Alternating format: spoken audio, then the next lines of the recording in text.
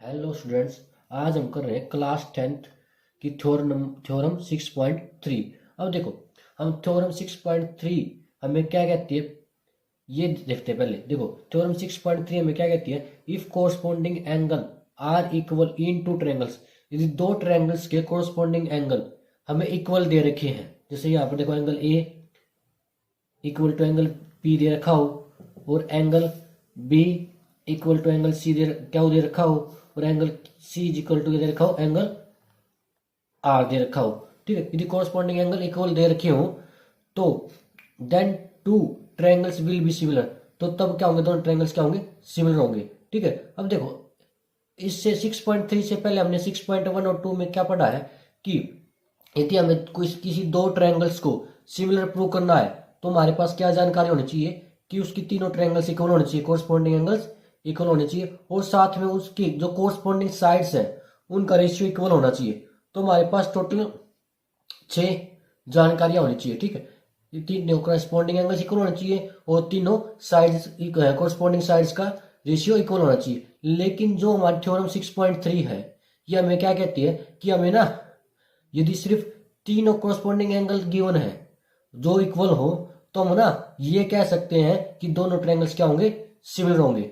ठीक है, तो इसमें हमें ना टोटल 3 यदि हमारे पास 3 जानकारी है कि तीनों कोरस्पॉन्डिंग एंगल इक्वल है तो हम ये कह सकते हैं कि वो दोनों ट्रायंगल्स क्या होंगे, सिमिलर होंगे। ये थ्योरम 6.3 में कहती है। ठीक है, तो थ्योरम 6.3 में हम क्या करेंगे, ये प्रूव करेंगे कि क्या ये थ्योरम सही कह रही है। ठीक है, कि क्या यदि हमको 3 कोरस्पॉन्डिंग एंगल इक्वल दे रखे, ट्रायंगल्स के कोरस्पॉन्डिंग, दो ट्रायंगल्स के कोरस्पॉन्डिंग एंगल्स इक्वल दे रखे हैं तो क्या वो ट्रायंगल सिमिलर होंगे।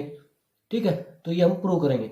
अब देखो, और साथ में क्या देखेंगे कि क्या यदि तीनों कोरस्पॉन्डिंग एंगल इक्वल है तो क्या तीनों साइड्स के रेशियो भी इक्वल होंगे। ठीक है, यदि रेशियो इक्वल हो गए तो क्या होंगे, अपने आप दोनों ट्रायंगल्स क्या हो जाएंगे, सिमिलर हो जाएंगे। तो देखो अब यहाँ पर लिखते हैं कि हमें गिवन क्या है कि तीनों कोरस्पॉन्डिंग एंगल्स हमें गिवन है। ठीक है, जो एंगल ए है इक्वल टू एंगल पी है और जो एंगल बी है इक्वल टू क्या, एंगल क्यू, और एंगल सी इक्वल टू क्या है, एंगल आर। ये कोरस्पॉन्डिंग एंगल हमें गिवन है। तो यहाँ पर लिख लेते हैं कि एंगल ए इक्वल टू क्या है, एंगल पी, और एंगल बी इक्वल टू क्या है, एंगल क्यू, और एंगल सी इक्वल टू क्या है, एंगल आर। ये हमें गिवन है। अब देखो हमें प्रूव क्या करना है। देखो तीनों एंगल तो हमारे सामने हमें दिए हुए हैं कि तीनों एंगल क्या है, इक्वल है। यदि हम यहाँ पर ये प्रूव कर दें कि इसके इन दोनों ट्रायंगल्स की तीनों साइड्स का रेशियो भी इक्वल है तो हम कह सकते हैं कि तीनों दोनों ट्रायंगल्स क्या है, सिमिलर है। तो हम यहाँ प्रूव करेंगे कि ए बी अपॉन में पी क्यू इक्वल टू क्या है, बी सी अपॉन में क्यू आर, और इक्वल टू क्या है, ए सी अपॉन में पी आर।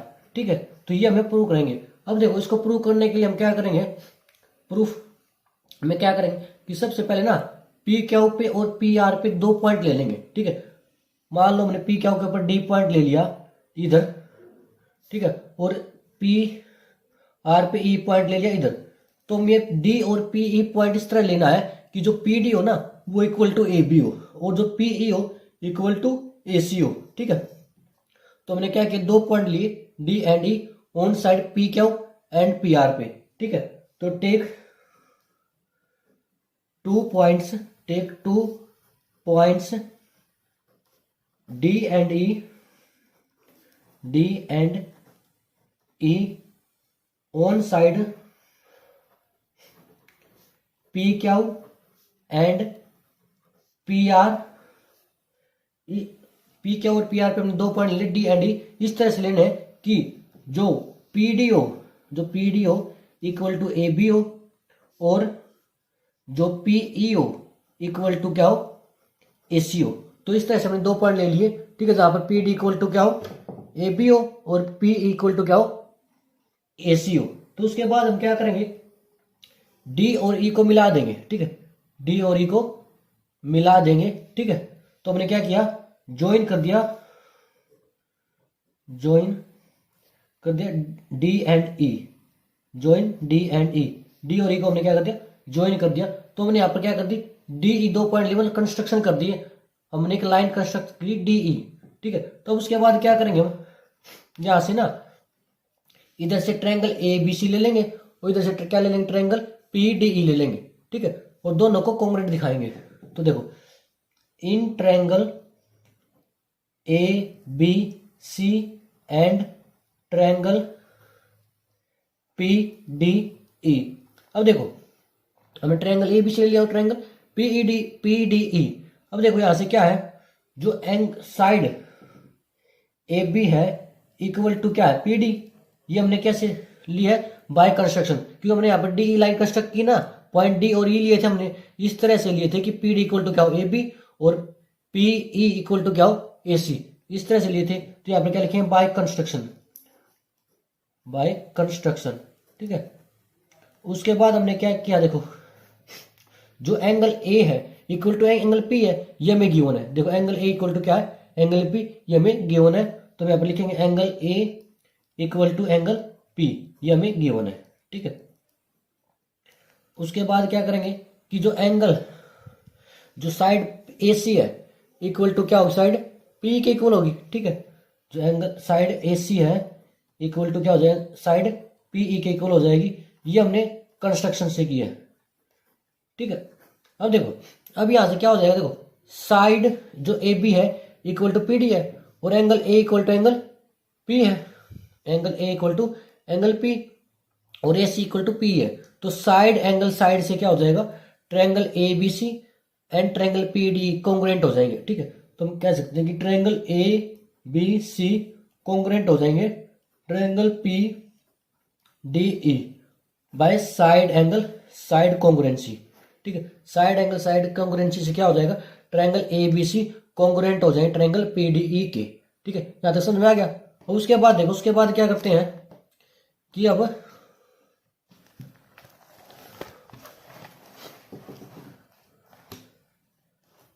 यदि triangle A B C and triangle P D congruent हो गए हैं, तो हम यहां से ये कह सकते हैं कि जो एंगल, देखो जैसे जो एंगल बी, देखो एंगल बी इक्वल टू क्या हो जाएगा, एंगल डी हो जाएगा। एंगल बी इक्वल टू क्या हो जाएगा, एंगल डी। एंड जो एंगल सी है वो इक्वल टू क्या हो जाएगा, एंगल ई, क्योंकि देखो जो ट्रायंगल ए बी सी है वो कॉन्ग्रुएंट है ट्रायंगल पी डी के। तो यहां से क्या हो जाएगा, एंगल बी है इक्वल टू क्या हो जाएगा, एंगल डी, और एंगल सी इक्वल टू क्या हो जाएगा, एंगल ई, क्या हो जाएगा, बाय सीपीसीटी। तो किसके थ्रू हो जाएंगे, बाय सीपीसीटी, ठीक है। तो यहां पर लिख देंगे बाय सीपीसीटी से हो जाएंगे, ठीक है। तो उसके बाद देखो, उसके बाद क्या करेंगे इधर से हम कि अब देखो यदि एंगल, जो एंगल डी है ये इक्वल टू बी हो गया है, और angle C equal to angle E हो गया है, तो अब देखो जो हमें गिवन क्या था कि angle B equal to angle Q है, और angle C equal to angle R के इक्वल हमें गिवन था, ठीक है। तो हम एंगल देखो ऊपर angle B equal to angle D हो गया, और angle B equal to angle Q हो गया। तो यहां से क्या हो जाएगा कि angle D equal to angle क्या हो जाएगा। तो हम क्या लिख सकते हैं कि एंगल डी इक्वल टू क्या हो गया, एंगल क्यू। इधर से देखो angle C equal to angle E है, और angle C equal to angle R है। तो यहां से हम क्या लिख सकते हैं कि जो एंगल ई है इक्वल टू क्या हो जाएगा, एंगल आर हो जाएगा। अब देखो ये वाला जो एंगल डी है इक्वल टू एंगल क्यू, और angle E equal to angle R. तो ये देखो ये दोनों एंगल कब इक्वल हो सकते हैं, जब ये दोनों कोरस्पॉन्डिंग एंगल हो। यदि हम पी क्यू को एक ट्रांसवर्सल मान ले, तो एंगल डी और क्यू क्या होंगे, कोरस्पॉन्डिंग एंगल होंगे। यदि ये और कोरस्पॉन्डिंग एंगल कब इक्वल होते हैं, कब इक्वल होंगे, जब तुम्हारी जो डी ई है पैरेलल टू क्यू आर होगी। तो हम यहाँ से ये कह सकते हैं यदि angle D equal to angle Q है और angle E equal to angle R है, तो ये क्या होंगे, कोरस्पॉन्डिंग एंगल होंगे। और कोरस्पॉन्डिंग एंगल होंगे तो डी, जो डी ई साइड है इक्वल टू पैरेलल टू क्या हो जाएगी, क्यू आर हो जाएगी, पैरेलल टू क्या हो जाएगी, क्यू आर होगी। तो किस वजह से होगी, कि जहां पर जो एंगल डी है एंगल क्या है, ये क्या है, कोरस्पॉन्डिंग एंगल हो जाएंगे, कोरस्पॉन्डिंग एंगल्स हो जाएंगे।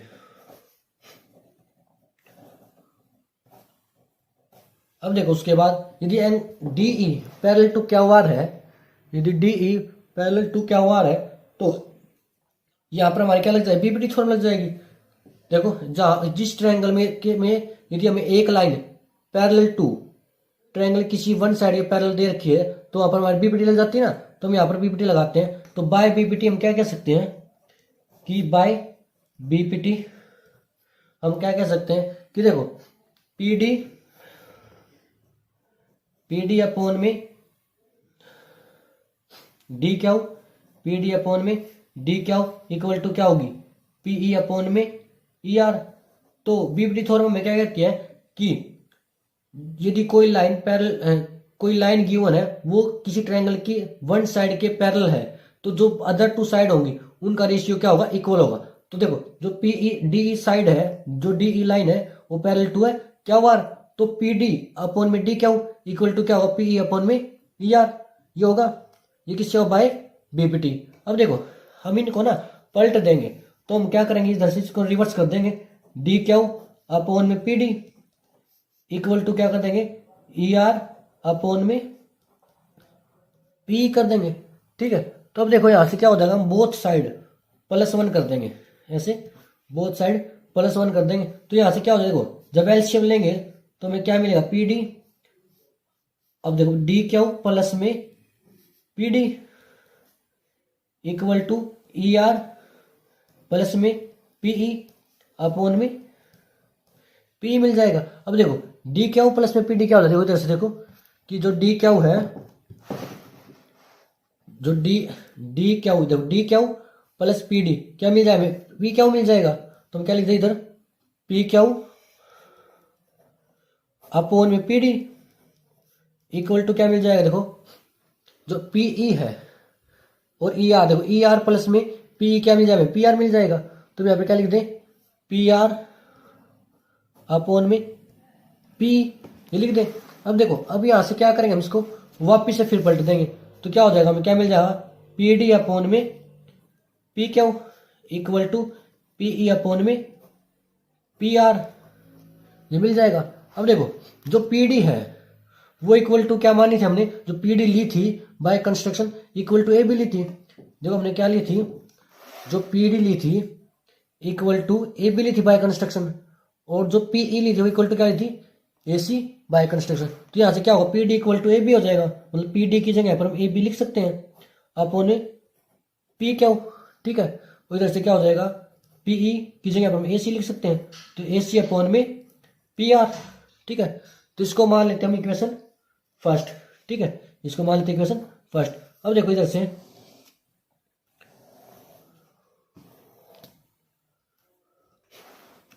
अब देखो यहाँ पर लिख देते हैं सिमिलरली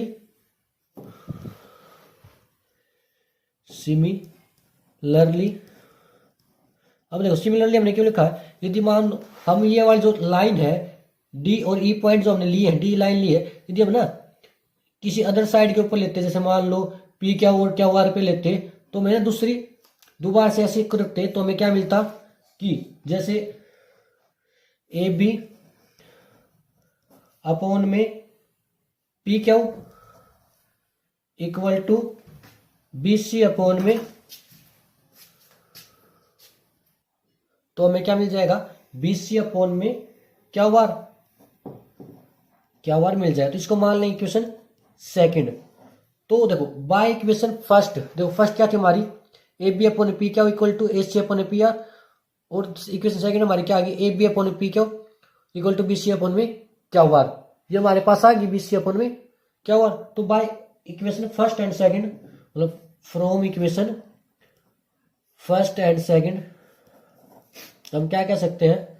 अब देखो इधर से AB इक्वल टू P, जो AB अपॉन P क्या हुआ है equal to AC upon PR है, उधर से AB अपॉन P क्या इक्वल टू BC अपॉन में क्या वार आ गई। तो हम यहाँ से क्या कह सकते हैं कि जो AB है अपॉन P क्या हो इक्वल टू BC अपॉन में क्या वार है, और किसके इक्वल है, AC अपॉन में PR के इक्वल है।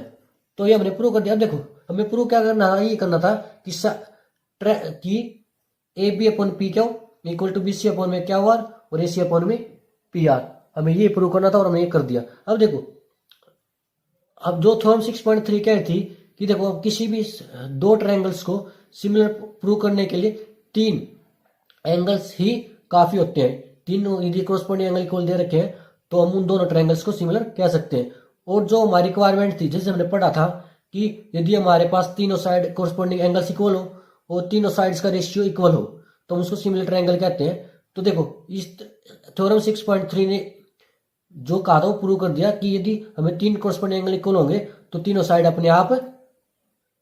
का रेशियो क्या होता है, अपने आप इक्वल हो जाता है। यदि हमें तीन कोरस्पोंडिंग एंगल इक्वल दे रखे हैं तो बाकी जो तीनों साइड्स का रेशियो क्या होता है, अपने आप इक्वल हो जाता है। ठीक है, तो हम यदि हम आगे कभी किसी क्वेश्चन में तीनों साइड्स का तीनों कोरस्पोंडिंग एंगल इक्वल दे रखे हैं तो हम क्या कहते हैं डायरेक्टली थ्योरम 6.3 कि उनका वो क्या होंगे, दोनों ट्रायंगल्स क्या होंगे, सिमिलर होंगे। तो जो हमें प्रूव करना वो हमने प्रूव कर दिया। अब देखो यदि हमें मान लो कि यहाँ पर हमें तीनों कोरस्पोंडिंग एंगल ना देकर दो कोरस्पोंडिंग एंगल दे रखे होते तो तब भी क्या होता कि हमारे जो ट्रायंगल्स है, मान लो हमें क्या दे रखा हो, दो ट्रायंगल्स दे रखे हो। ठीक है, दो ट्रायंगल्स दे रखे हैं पी क्यू एंड आर। ठीक है, A B C P Q R. यदि मान लो कि दो कोरस्पोंडिंग एंगल हमें इक्वल दे रखे हैं, तीसरे वाला नहीं दे रखा, तो तब भी क्या होंगे, बाय ए एंगल सिमिलरिटी क्या हो जाएंगे, दोनों ट्रायंगल्स क्या होंगे, सिमिलर हो जाएंगे। देखो क्योंकि देखो यदि दो एंगल इक्वल दे रखे तो थर्ड एंगल अपने आप इक्वल हो जाए, क्योंकि क्या होता है किसी भी ट्रायंगल्स के तीनों एंगल का सम 180 डिग्री होता है। ठीक है, तो यदि दो एंगल हमें इक्वल दे रखे थर्ड एंगल अपने आप इक्वल हो जाएगा। यदि दो कोरस्पोंडिंग एंगल हमें इक्वल दे रखे तो थर्ड अपने आप इक्वल हो जाएगा। तो हम क्या कह सकते हैं बाय एंगल सिमिलरिटी कि angle A B C similar होगा एंगल पी क्यू आर के। ठीक है, तो ये दो एंगल भी गिवन हमें कोरस्पोंडिंग दो एंगल गिवन है तो तब भी हमारे दोनों ट्रायंगल क्या होंगे, सिमिलर होंगे। तो जो हमें प्रूव करना था A B upon P Q B C upon में क्या होगा equal to A C upon P R, वो हमारा हो गया। तो करेंगे 6 पॉइंट, अब इसके बाद करेंगे थ्योरम 6.4। ठीक है,